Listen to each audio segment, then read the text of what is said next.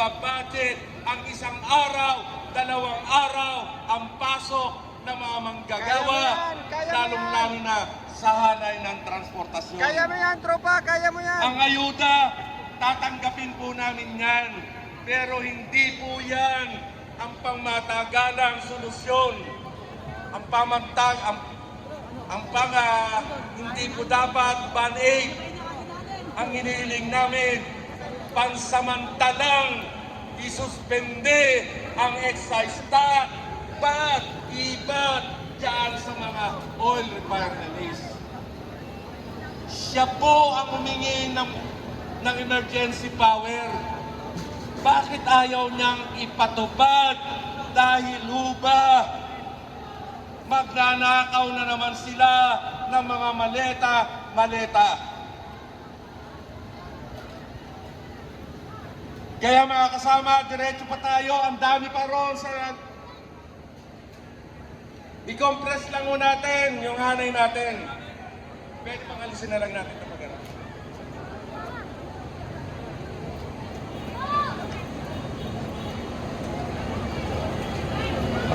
Dami.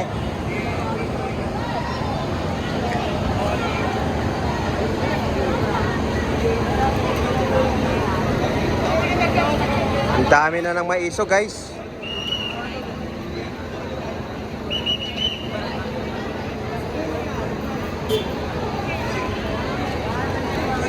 Ito na, pinans natin.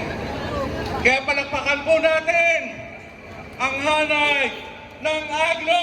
Palakpakan po natin ang Aglo.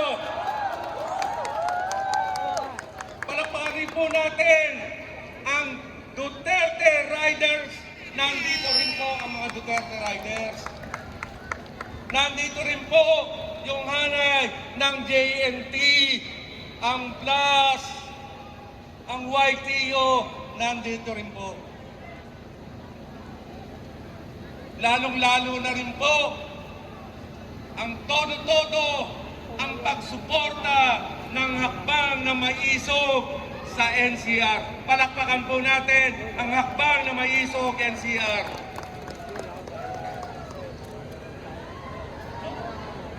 Dito.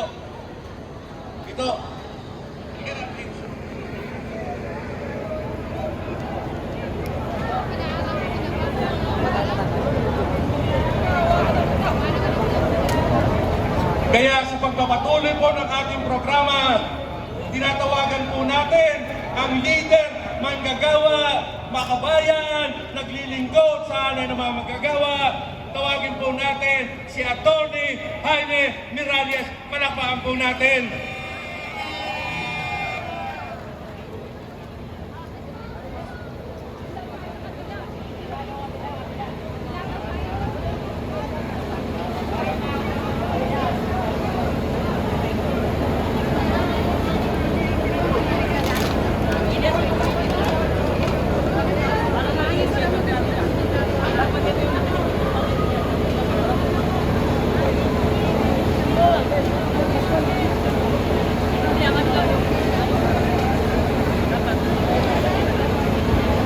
Isang mainit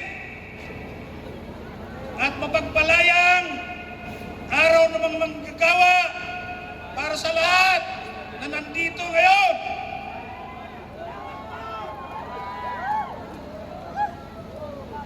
Alam namin na malayo yung mga pinanggalingan ninyo, lalong-lalo na yung galing sa Region 3, Bataan, galing sa Region 4A at sa iba-ibang lalawigan karating ng Metro Manila.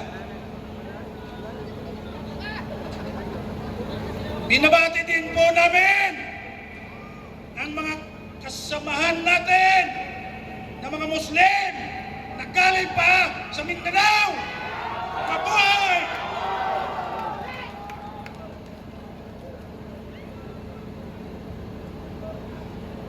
Konting tiyaga lang. Mainit po, mainit. Pero kasama po yan sa pagkikibaka sapagkat marami pa tayong maharapin na pagkikibaka. Kaya itong araw na ito, panimula lang po ito. Panimula lang. Alam niyo po, eto ibabalita ko na sa inyo para matuwa naman kayo. In-interview ako ng GMA kanina doon. Bago tayo umalis, umikot muna sila yung mga reporter. Alam mo ang unang tanong sa akin, attorney, ano bang grupo ito? Sabi ko, ito ay isang federasyon, asosasyon ng mga manggagawa dito sa atin. Eh bakit pa may mga maiisog dyan? Sabi ko, talagang kasama namin yan sapagkat sumusuporta po yan sa advokasya sa mga manggagawa na matagal na naghihirap at hindi asikaso pinapansin itong ating pamahalaan.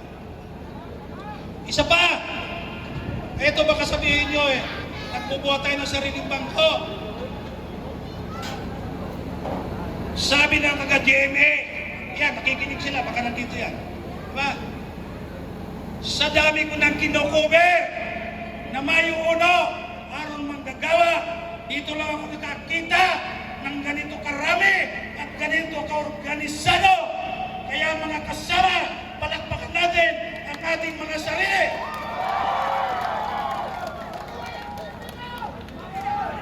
Yan po ay patunay na pag nagkakaisa ang manggagawa at ibang mamamayan, lalakas po tayo. Lalakas po tayo. Kaya, isang tanong pa. Dito na-interview rin ako.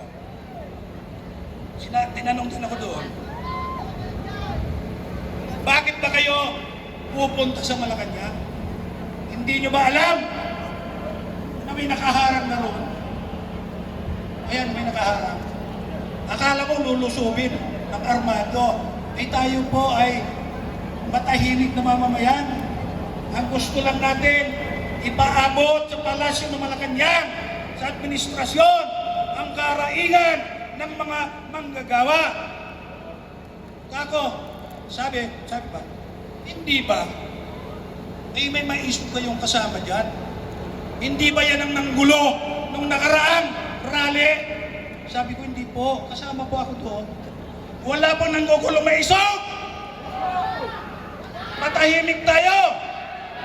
Kung totoo po ang sinasabi ng administrasyon na nanggugulo ang maisog, dapat hinuli na nila at pinarusahan na. Pero isang taon na, hanggang ngayon, wala pong maituro na nanggulo na nanggagaling sa maisog. Kaya sabi ko, kami po